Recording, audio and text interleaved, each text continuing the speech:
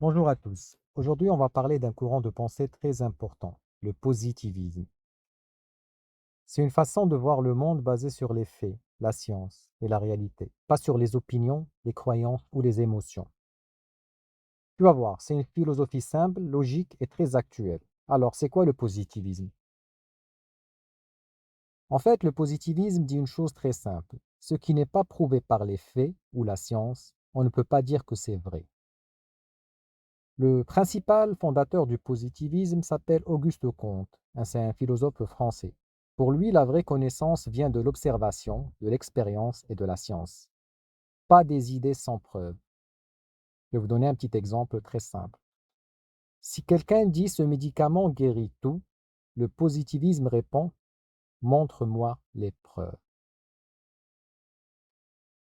Avant, des gens expliquaient tout par la magie, la superstition, les forces invisibles, des croyances aveugles, quoi.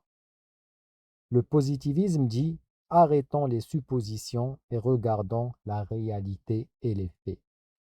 Il ne dit pas que la foi est mauvaise, mais il dit que pour comprendre le monde, on doit utiliser la raison, la science, les faits. Ne crois pas tout ce que tu entends, cherche toujours des preuves. C'est la leçon la plus importante du positivisme. Alors, le positivisme dans notre vie quotidienne, c'est quoi? Aujourd'hui, sans le positivisme, il n'y aura pas de médecine moderne, il n'y aura pas d'Internet, il n'y aura pas d'avion, pas de téléphone, pas de 5G. Tout ce que nous utilisons aujourd'hui vient de la science, de l'expérimentation et de la preuve. Même dans la vie, si tu veux réussir un projet, si tu veux comprendre un problème ou si tu veux améliorer ta vie, tu dois observer, tester et corriger. C'est ça l'esprit du positivisme. Mais comme tout courant, il y a aussi des limites. Parlons un peu des limites du positivisme.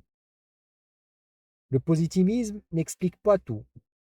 Il ne peut pas expliquer par exemple l'amour, la peur, la foi, le sens de la vie. La science peut expliquer comment les choses fonctionnent, mais pas toujours pourquoi on vit. Le positivisme est finalement très puissant, mais il n'est pas suffisant à lui tout seul. La grande leçon du positivisme qu'on peut en tirer, c'est qu'il cherche la vérité dans la réalité, pas dans les illusions.